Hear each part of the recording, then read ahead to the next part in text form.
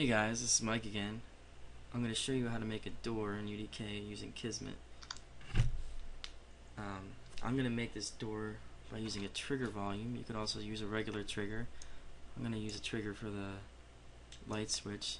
I'm going to use a trigger volume for this door just so I can sort of show you how they both work. So I have my brush set up already, and all I need to do, it's right where I want it in that doorway.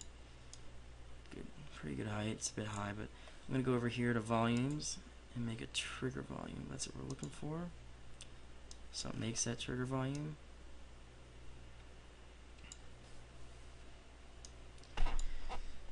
And I should probably grab the door as well, so we're going to open up the content browser. Just grab this door right here. So it's a static mesh. Now, in order to animate this door in Matinee, it needs to be an actor. It needs to be an interp actor. So I have this door selected here in the browser. Go to actor classes, select interp actor, right click, add interp actor. Door selected. It's pretty good. So I got a position not the way I want it. Now this door is going to be opening pretty quickly. Later I'm going to show you how to lock it. And I want it to block the player. It's going to need to have collision on it. And this static mesh does not have collision on it by default. So I have this mesh selected. I'll hit F4. And I will scroll down to collision in the properties. Right there, it's got no collision on it. I'm going to select block all. That should do it. So now we're going to open up Kismet. Select your trigger volume first. Make things a little bit easier. I have a box set up for this door already. Let me just drag that off over here. I'm going to right click and do new event using trigger volume that I have selected over in this window. I'm going to use touch. So if a player or anyone I specify enters that box, it will trigger this. Now what I also need to do is animate this door moving. So I'll select the door, right click, select new Matinee. I can double click this. This is how I'm going to animate my door. Over here you can see a little time frame. I'm just going to use 1 second. Up top is a graph editor. You can use that for, edit splines and things for movement or color channels, whatever you're animating. First, what I need to do is add a new empty group. I'm going to call this group door group. Hit enter, and in this door group I need a new movement track. So we've got movement for this door. Now with that selected, at the first frame, 0 seconds, door selected, that's where I want it to begin. I'm going to hit enter. I'm just going to slide this door up a little bit.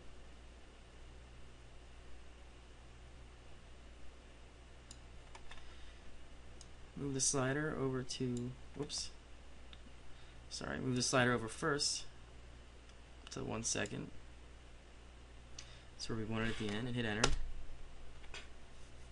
You can scrub through. Make that the first frame again. There we go. Scrub through and see the animation. So this is what we want. Now we have an animation. And you can just close that out. It'll save automatically. And you can see it added this little target here in Kismet and Matinee. This is the referring purple arrows and boxes indicate targets. So this is using this door as a target. Now very simply, for this trigger box, on touched, I'm going to play that animation. and on untouch it's going to reverse. So when I leave that box, that animation is going to play backwards. Now one thing I need to do for this trigger in Kismet, and there's something here called max trigger count, and it's at 1. So that means that that animation would only play once, and I would not be able to trigger that trigger box again. I'm going to set that to 0, which is infinite, so it can be infinitely triggered. We can just close that, save. I can test it out real fast and show you.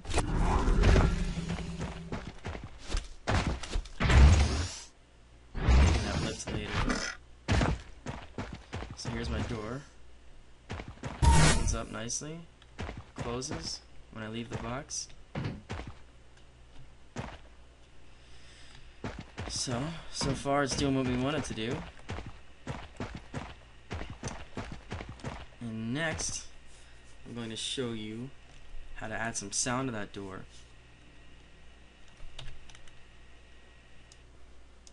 So before I show you how to play a sound when the door opens and closes, I'm going to just share a quick tip with you. All these connectors that you see are being unused.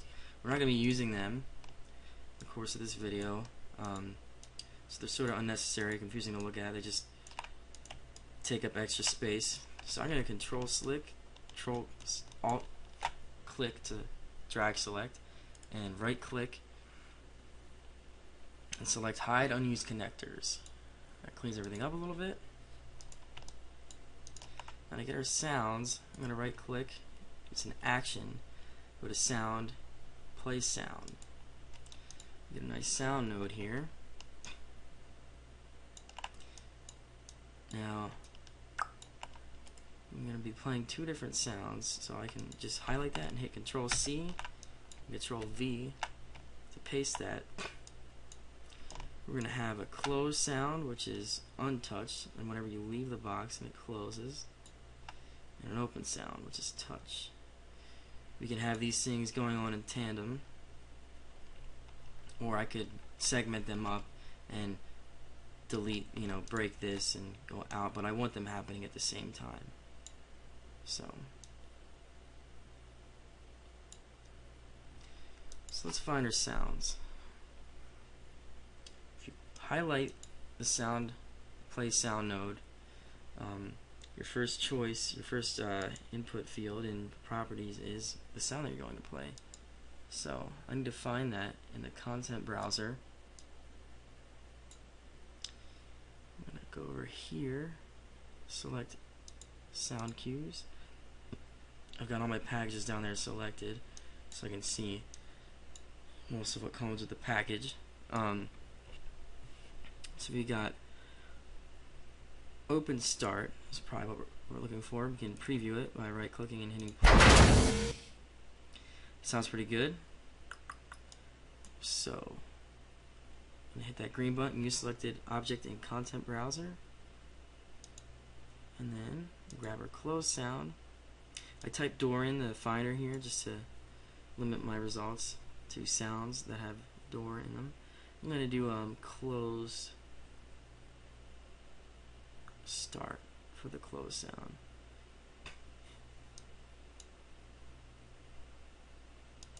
Now you can also see here there's a close stop, and maybe just for the close I'll show you really easy. What we want to do is we wouldn't want the close start and stop to play at the same time. So for that we're going to make another node and drag the out of that one, and we can make that one play close stop.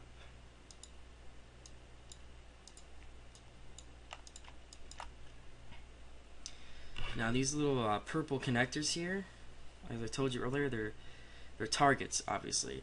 Right now our sounds aren't targeting anything, so they're going to just play in the world, and they're not going to be in a more specific location. So what we can do really easily, if we want that sound to be coming from the door, in our actor classes in the browser, we can check sounds and use ambient sound simple toggleable. I'm just gonna right click here and add one of those. This icon's gigantic, as you can see. It's a little bit unwieldy, it's in the way. Really easy way to fix that is this draw scale, the bottom right down here. I'm just gonna put that like at a quarter, and as soon as I arrow key out or whatever, it'll shrink. So now that I have that selected, that actor selected, I'm gonna go back in all of these, and I'm gonna right click and make a new variable.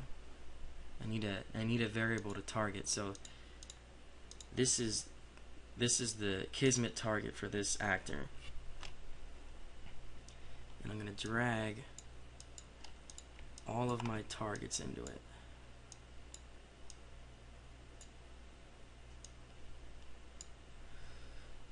So now they will all play the sound from this location. It might not be so obvious with speakers, but especially if you have headphones, you'll really be able to tell if you trigger the sound and you turn to the right or left quickly. You will hear it. You will hear it pan. So let's close that. Kismet saves automatically. I'm gonna save the level.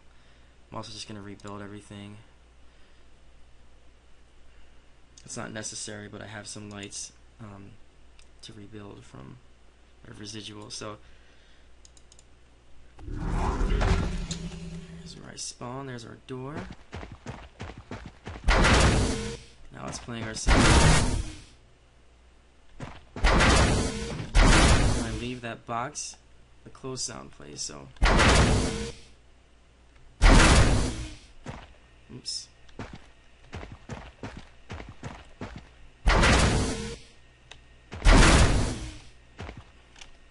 So that's our simple door. Now there's one thing we're going to need to add to this door later if we want to. I have this switch here. I'm going to show you. It's toggling these lights on and off, green and red, a material, which is actually a vector parameter. I'm going to show you how to make that. It'll change the color to indicate that it's locked or unlocked. But so we're done with the door from now, but when I show you how to lock it with this switch, we're going to need to do a few things with a Boolean variable, and we're going to need to change some of our connectors around. But for now, this door is working the way we want it to. It's set up pretty simply. I'm going to highlight everything again. Control select. Control Alt select, and I'm just going to do hide unused connectors. Cleans it up very nicely. We're not missing anything that we need or will need, so we're pretty good for now. I'm going to show you in the next video how to create this light, this switch that plays a sound, displays a message, locks the door, and it changes these lights, these material, as well as these lights. As you can see, we have two lights here, so I will be showing you how to do that.